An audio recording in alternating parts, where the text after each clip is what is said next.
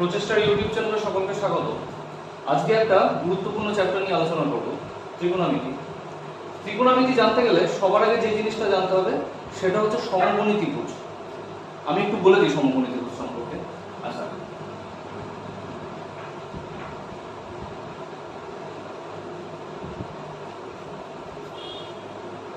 ABC একটি সমকোণী ত্রিভুজ। সমকোণী ত্রিভুজ কাকে বলছে? যে ত্রিভুজের একটি কোণ সমকোণ অর্থাৎ 90 ডিগ্রি তাকে সমকোণী ত্রিভুজ বলছে। আচ্ছা, তাহলে এখানে ত্রিভুজের একটা কোণকে 90 ডিগ্রি হতে হবে। আমি ধরে নিলাম এই কোণটা 90 ডিগ্রি। তাহলে এই কোণটা যদি 90 ডিগ্রি হয় তাহলে বাকি দুটো কোণের সমষ্টি কত হবে? 90 ডিগ্রি। কারণ একটা ত্রিভুজের তিনটে কোণের সমষ্টি 180 ডিগ্রি। তাহলে অ্যাঙ্গেল এ, কোণ বি আর কোণ সি ইকুয়াল টু 180 ডিগ্রি। তাহলে বি কোণটা একাই যদি 90 ডিগ্রি হয়ে যায় তাহলে এই দুটো সমষ্টি সবসময় আমার 90 ডিগ্রি হবে। তাহলে এই দুটো কোণ কি হবে? এই দুটো কোণের সমষ্টি যেহেতু 90 ডিগ্রি, তাহলে ত্রিভুজ দুটোর এ কোণ আর সি কোণ হচ্ছে সূক্ষ্ম কোণ হবে, অর্থাৎ 90 এর থেকে ছোট হবে। তাহলে এইখানে আরেকটা জিনিস বলে দিই আমি, সমকোণী ত্রিভুজের অতিভুজ কাকে বলে? সমকোণী ত্রিভুজের অতিভুজ হচ্ছে সমকোণী ত্রিভুজের আমার যে 90 ডিগ্রি তার বিপরীত বাহুটা, অর্থাৎ এখানে বি কোণটা 90 ডিগ্রি বলেছে, তাহলে বি কোণের বিপরীত বাহু কোনটা? এসি বাহু। তাহলে এই এসি বাহুকে কি বলছে? আমার বলছে অতিভুজ। আচ্ছা, এবার এর মধ্যে এইটা ভূমি আর এইটা লম্ব। কখনো কখনো এইটাও ভূমি হয়ে যেতে পারে, লম্ব হয়ে যেতে পারে। সেটার জন্য আমার একটা নির্দিষ্ট কোণ নিতে হবে, থিটা, যেটা সূক্ষ্ম কোণ। যদি আমার থিটা, এই কোণটা সূক্ষ্ম কোণ হয়, তবে থিটার সংলগ্ন যে বাহুটা, মানে পাশে যে বাহুটা রয়েছে, এইটাকে বলবো আমি ভূমি। থিটা কোণের বিপরীত যে বাহুটা, অর্থাৎ এবি বাহু, এই হচ্ছে আমার থিটা কোণ, এর বিপরীত বাহু হচ্ছে এবি বাহু, এইটা হচ্ছে আমার লম্ব। আচ্ছা, থিটা কোণটা যদি আমি ঘুরিয়ে দিই, আমি বলি যদি থিটা কোণ না, এটা নয়, থিটা কোণ হচ্ছে এটা, তখন লম্ব আর ভূমি চেঞ্জ হয়ে যাবে, কিন্তু অতিভুজ চেঞ্জ হবে না, অতিভুজটা ফিক্স থাকবে। তাহলে এখানে আমার থিটা কোণের আমি বিপরীত বাহুকে কি বলেছি? থিটা কোণের বিপরীত বাহুকে আমি লম্ব বলেছি, তখন আমার লম্ব হয়ে যাবে এটা আর ভূমি হয়ে যাবে এবি বাহু। তাহলে এখান থেকে আমি সমকোণী ত্রিভুজ থেকে আমি কি জানলাম? সমকোণ কোণটা, সমকোণের বিপরীত বাহুকে অতিভুজ বলে। যে কোণটা থিটা ধরবো আমি, তার বিপরীত বাহু হচ্ছে লম্ব আর সংলগ্ন বাহু হচ্ছে ভূমি। এই তিনটে জিনিস আমি শিখলাম। এখান থেকে আরেকটা জিনিস জানতে হবে, এটা শুধুমাত্র সমকোণী ত্রিভুজের ক্ষেত্রেই প্রযোজ্য। আচ্ছা, অতিভুজ স্কয়ার ইকুয়াল টু লম্ব স্কয়ার প্লাস ভূমি স্কয়ার। অতিভুজ স্কয়ার ইকুয়াল টু লম্ব স্কয়ার প্লাস ভূমি স্কয়ার। এই সূত্রটা আমায় জানতে হবে। এটা শুধুমাত্র সমকোণী ত্রিভুজের ক্ষেত্রে প্রযোজ্য। আমায় যদি এই বাহুটার মান দেয়া থাকে আর এই বাহুটার মান দেয়া থাকে, এই সূত্র ধরে আমি এই লম্বর মান বের করে নিতে পারবো। অথবা এই তিনটের মধ্যে যে কোনো যদি দুটো দেয়া থাকে, আমি একটার মান বের করে নিতে পারবো। আচ্ছা, এবার আমি অঙ্কে চলে আসি। না, অঙ্কের আগে আরো দুটো সূত্র পড়ার বাকি আছে, দুটো সূত্র বলে দিই একটু। আচ্ছা, 1 নম্বর, আমি ধরে নিচ্ছি থিটা কোণ এটা নয়, থিটা কোণ এটা ধরে নিচ্ছি। তাহলে এটা নিশ্চয়ই আমার ভূমি হয়ে যাবে আর এটা লম্ব হয়ে যাবে।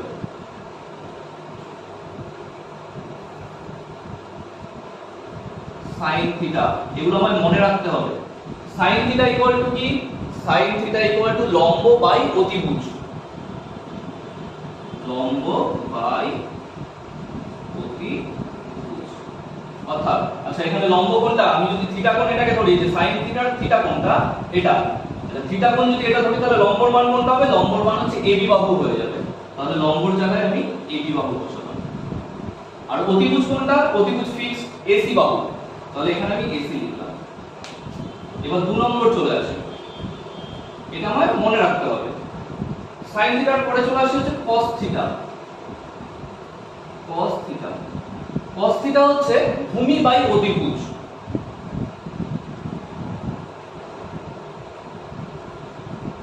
এখানে ভূমি কি আছে? ভূমি হচ্ছে আমার বিসি বাহু রয়েছে, তাহলে ভূমির জায়গায় আমি কি লিখবো? ভূমির জায়গায় আমি এখানে বিসি বাহু লিখতে পারি। আচ্ছা, অতিভুজের জায়গায় কি লিখবো? অতিভুজ হচ্ছে এসি বাহু, তাহলে অতিভুজের জায়গায় আমি এসি লিখলাম। এবার 3 নম্বর, 3 নম্বর হচ্ছে আমার tan থিটা। tan থিটা আমার হচ্ছে লম্ব বাই ভূমি।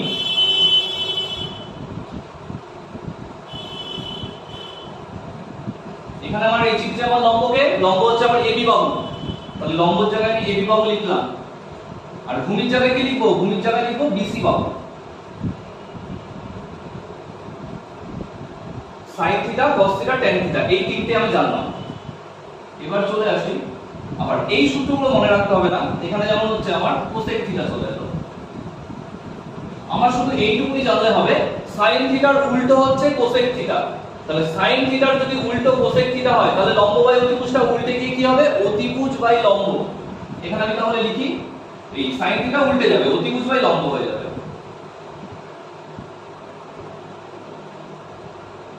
অতিভুজের মান কি? অতিভুজ হচ্ছে AC, তাহলে এখানে AC লিখলাম। আর লম্বর জায়গায় কি লিখবো? লম্বর জায়গায় লিখবো আমি AB। 5 নম্বর হচ্ছে আমার cos থিটা আছে, cos থিটার উল্টো হচ্ছে sec থিটা। cos থিটা মানে হচ্ছে ভূমি বাই অতিভুজ, তাহলে এটা উল্টে গিয়ে কি হয়ে যাবে? অতিভুজ বাই ভূমি।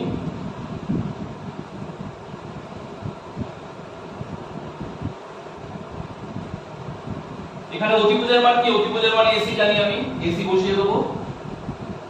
আচ্ছা, ভূমির মান কি জানি? ভূমির মান জানি হচ্ছে BC, তাহলে এখানে BC বসিয়ে দেবো।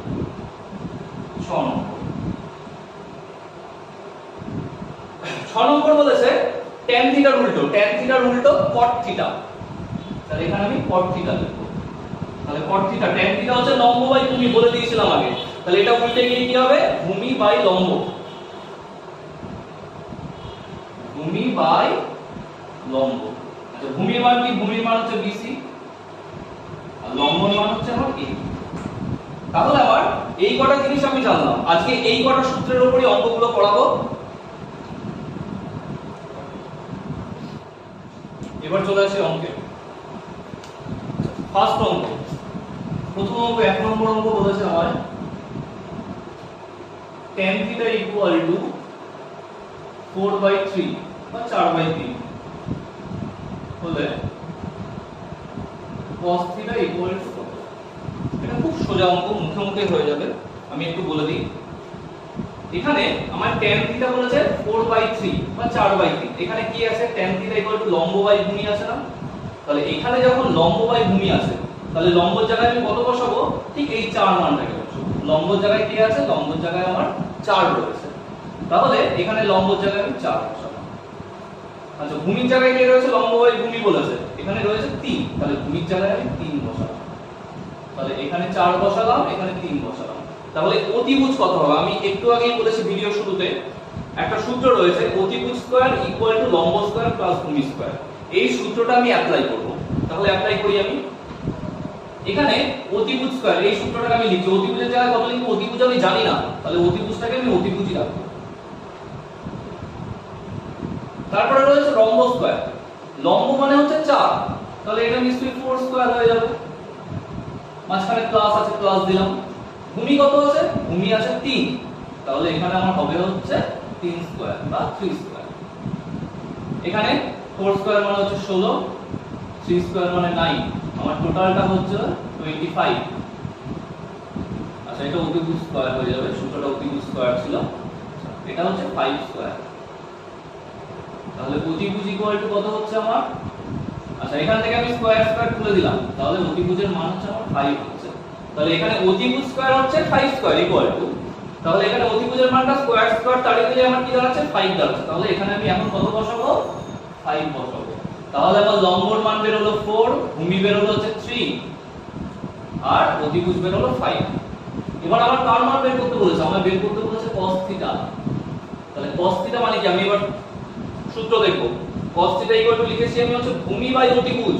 তাহলে এখানে আমার এই চিত্রে ভূমিকে 3 আর অতিভুজকে 5, তাহলে এখানে হয়ে যাবে আমার ভূমির জায়গায় 3 বসবে, অতিভুজের জায়গায় 5 বসবে। তাহলে এখানে 3/5, এটাই আমার অ্যানসার। এবার চলে আসি 2 নম্বর অঙ্কে।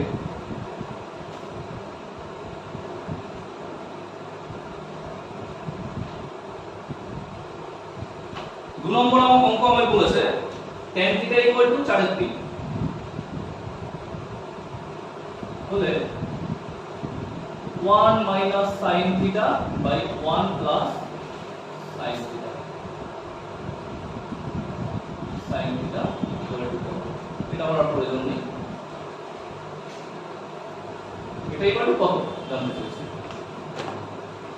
এখানে আমি আবার আগের মতো করব। আচ্ছা tan থিটা মানে লম্ব বাই ভূমি বলেছে, তাহলে লম্বর জায়গায় আমি 4 বসাবো আগেরটার মতোই, আর ভূমির জায়গায় 3 বসাবো, বসানোই আছে। আর অতিভুজের মানটা একই ভাবে বের করা আছে, এটা আমার আলাদা করে আর এই অঙ্কের ক্ষেত্রে বের করে নিতে হবে না।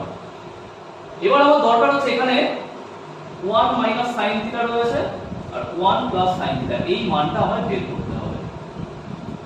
আচ্ছা sin থিটা মানে কি বলেছে, লম্ব বাই অতিভুজ। চিত্রে লম্ব 4, অতিভুজ 5, তাহলে নিশ্চয়ই এটা 4/5 হবে। তাহলে 1 মাইনাস 4/5 আর এটা 1 প্লাস 4/5। এবার এইটাকে আমি ক্যালকুলেশন করব। এটা অনেক ভাবে ক্যালকুলেশন করা যায়। এখানে তুমি ধরো উপরে আর নিচে 5 দিয়ে গুণ করো, উপরে নিচে 5 দিয়ে কাটাকুটি করে একই থাকবে। তাহলে এটা গুণ করে ব্র্যাকেট ভেঙে দিলে কি হবে, 5 মাইনাস 4 আর ভেঙে দিলে কি হবে, 5 প্লাস 4। তাহলে আমার থাকছে 1/9, এটাই অ্যানসার।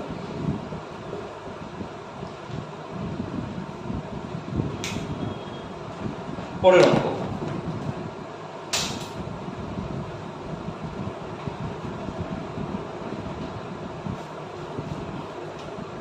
তিন নম্বর অঙ্ক বলেছে tan থিটা ইকুয়াল টু 3/4,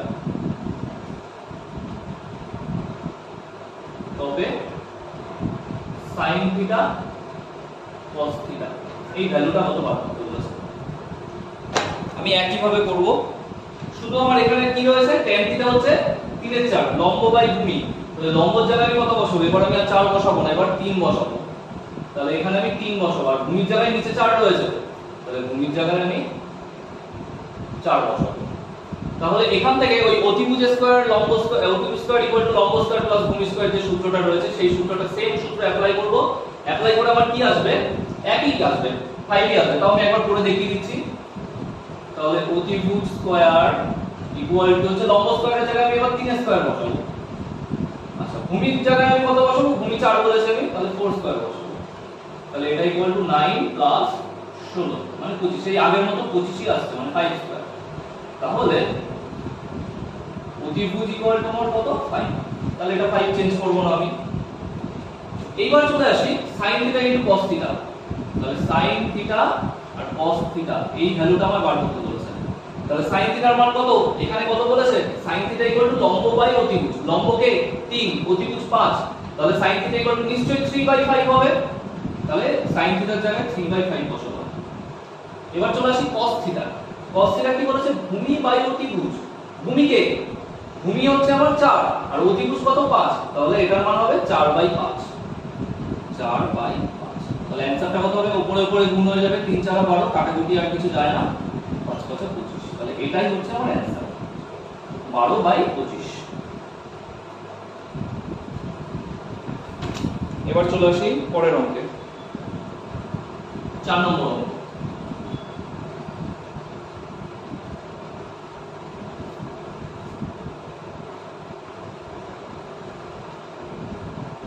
চার নম্বর অঙ্ক আমায় বলেছে cot theta cosec theta sin theta tan theta, এটা ইকুয়াল টু কত পার্থক্য বলেছে, কিছু দেয়া নেই। tan থিটার মানও দেয়া নেই, sin থিটার মানও দেয়া নেই, শুধুমাত্র এটা দেয়া আছে, এটার ভ্যালু কত। এই অঙ্কটা করার আগে আমি একটা ছোট্ট জিনিস বলে দিই। কোন একটা সংখ্যা, ধরো একটা সংখ্যা 2 এর 3, তাহলে 2 এর 3 এর উল্টো সংখ্যাটা কি, নিশ্চয়ই 3 এর 2, এটাকে উল্টে দিলে 3 এর 2 হয়ে যাবে। তাহলে কোন সংখ্যা আর ওই সংখ্যাটার উল্টো দুটো নাম্বার যদি আমি গুণ করি, তাহলে কত হবে, এই 3 3 কেটে যাবে, 2 2 কেটে যাবে, ইকুয়াল টু 1 হবে। এটাকে আমি অ্যাপ্লাই করব। তাহলে কোন সংখ্যা, এখান থেকে কি জানলাম, কোন সংখ্যা আর তার উল্টো সংখ্যা দুটো যদি আমি গুণ করি, গুণ করলে আমার সব সময় 1 হয়। এখানে আমি বলে দিয়েছিলাম tan থিটার উল্টো হচ্ছে আমার cot থিটা। tan থিটার উল্টো cot থিটা, এখানে tan থিটা আছে, cot থিটা আছে। তাহলে tan থিটার উল্টো যদি আমার cot থিটা হয়, তাহলে দুটোর গুণফল নিশ্চয়ই আমার 1 হবে। তাহলে cot theta into tan theta কত, 1, মাঝখানে সব গুণ আছে। sin থিটার উল্টো কি, sin থিটার উল্টো হচ্ছে আমার cosec থিটা। তাহলে sin থিটা গুণ cosec থিটা কত হবে, 1 হবে। তাহলে এই দুটোর গুণফল 1, তাহলে আমার কি আসছে 1 × 1 মানে অ্যানসার হচ্ছে 1 হবে। খুব সোজা অঙ্ক।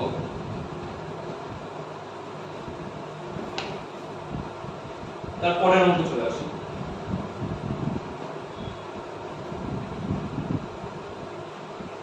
পাঁচ নম্বর অঙ্ক।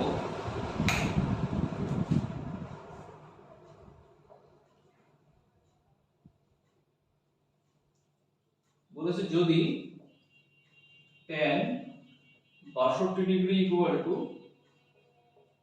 p/q হয় তবে tan 28 ডিগ্রির মান কত? এখানে এই অঙ্কটা করার আগে এখানে একটা ছোট্ট করে ছবি আঁকবো।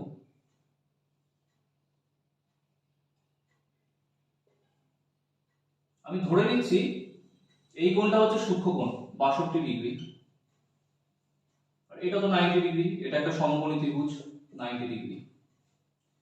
তাহলে এইটা যদি 90 হয় আর এটা যদি 62 হয় তাহলে এইটা কত হবে? অবশিষ্ট হবে। অবশিষ্ট হচ্ছে আমার কি হবে? এটা ক্যালকুলেশন করলেই হয়ে যাবে 90 প্লাস 62, তাহলে এটা হচ্ছে আমার 28 ডিগ্রি হবে। এই দুটো যোগ করো, যোগ করে 180 থেকে বাদ দিয়ে দাও, তাহলে এই বাদ বাকিটা বেরিয়ে যাবে। তাহলে এটা হচ্ছে আমার 28 ডিগ্রি হচ্ছে। এইবার আমি চলে আসি, এখানে আমি কি বলেছে tan 62 p/q। tan থিটা মানে আমি এখান থেকে কি জানি? আমি জানি লম্ব বাই ভূমি। তাহলে লম্বর জায়গা আমি এইটা হচ্ছে লম্ব, এটা হচ্ছে থিটা, 62 ডিগ্রি দেয়া আছে, এর অপোজিট মানে বিপরীত যে বাহুটা সেটা হচ্ছে সব সময় লম্ব হয়। তাহলে লম্বর জায়গায় আমি p বসাবো, আর ভূমির জায়গায় কি বসাবো? ভূমির জায়গায় আমি q বসাবো। আমি বসিয়ে দিলাম। এইবার আমায় বার করতে বলেছে tan 28 এর মান। তাহলে tan 28 এর মান বার করতে যখন বলেছে আমি নিশ্চয়ই এখন এই থিটাটা নিয়ে কাজ করব, এই 28 ডিগ্রিটা নিয়ে কাজ করব, এইটা ভুলে যাব আমি, এইটা নিয়ে এখন আর কাজ করব না। তাহলে 28 এর সাপেক্ষে লম্ব কোনটা? নিশ্চয়ই এই বাহুটা, আমি নাম দিয়ে দিই a b c মানে bc বাহুটা, আর ভূমিকে সংলগ্ন বাহুটা মানে হচ্ছে ab বাহুটা। তাহলে tan 28, তাহলে 28 এর সাপেক্ষে আমার কি? আমার tan থিটা মানে তো লম্ব বাই ভূমি জানি আমি। তাহলে tan 28 এর সাপেক্ষে লম্ব হচ্ছে আমার BC, তাহলে BC, আর ভূমি হচ্ছে আমার AB। আমি আগেরটায় মান বসিয়েছি আমি, BC মানে কত? BC মানে হচ্ছে আমার Q, আর AB মানে হচ্ছে আমার P। তাহলে জাস্ট উল্টে যাবে, এটা উল্টে গেলেই হয়ে যাবে। তাহলে এটাই আমার অ্যানসার। 6 নম্বর অঙ্ক। 6 নম্বর অঙ্কর আগে আমি একটা ছোট্ট একটা অনুপাতের অঙ্ক করে দেবো, তারপরে আমি এই অঙ্কটা করব। আমায় বলেছে a used to be, আমি কোশ্চেনটা ঢুকছি, a used to be 4:3 হলে 4a minus 2b, আচ্ছা এটা বাই 4a plus 2b, এই ভ্যালুটা তো জানতে চেয়েছে। অনুপাতের অঙ্ক এরকম টাইপের অনেক অঙ্ক আছে। এই টাইপের অঙ্ক থাকলে আমি কি করি?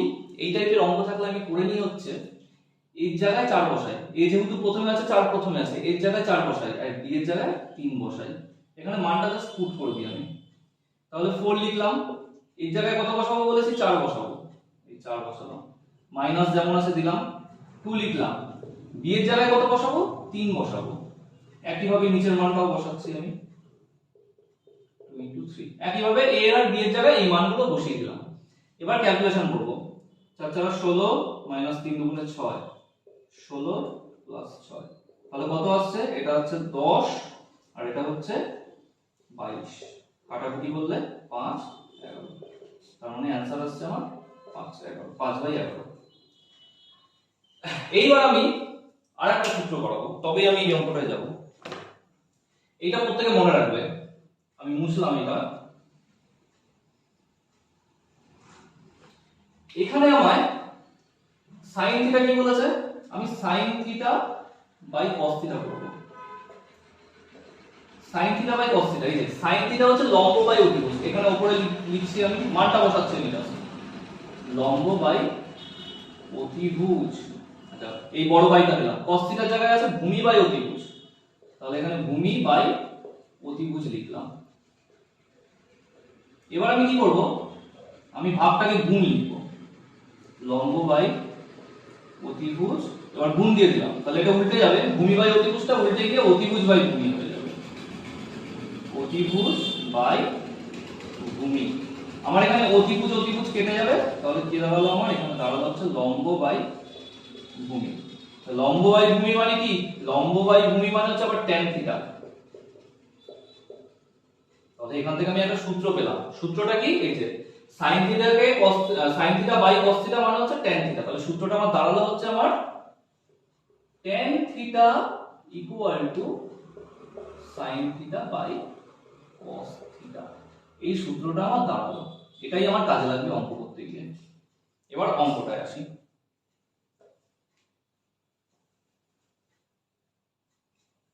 আমার এখানে কি বলে দিয়েছে? আমার এখানে বলে দিয়েছে 4 tan থিটা ইকুয়াল টু 3। তাহলে এখান থেকে tan থিটা ইকুয়াল টু কি বলতে পারি? 4টা 3 এর তলায় চলে যাবে, 3/4। আর tan থিটা মানে কি? tan থিটা মানে হচ্ছে sin theta by cos theta. এই যে এইখান থেকে sin theta by cos theta equal to 3/4। তাহলে এখানটা আমি আগের অনুপাতের অঙ্কটা যেভাবে করলাম আমি সেম একই ভাবে করব। এটা এখন অনুপাতের অঙ্কই ভাবো। তাহলে sin থিটার জায়গায় আমি 3 বসাবো আর cos থিটার জায়গায় 4 বসাবো। তাহলে এইবার আমি চলে আসি অঙ্কটায় যেটা বার করতে দিয়েছে।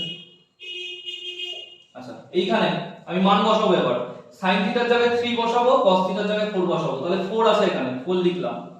sin থিটা আছে, sin থিটার জায়গায় 3 বসাবো বলেছি, 3 বসালাম। মাইনাস 2 লিখলাম। cos থিটার জায়গায় কত বসাবো? 4 বসাবো বলেছি, 4 বসালাম।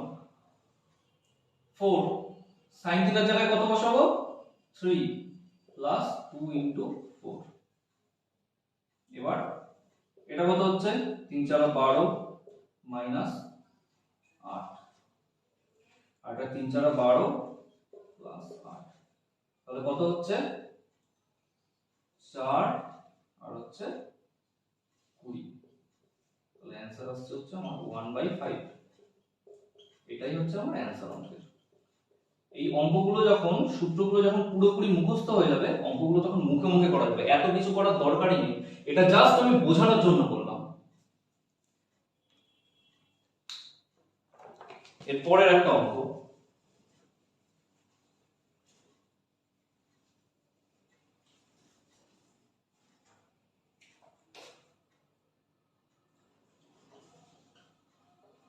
যদি 5 tan থিটা ইকুয়াল টু 4 হয়, তবে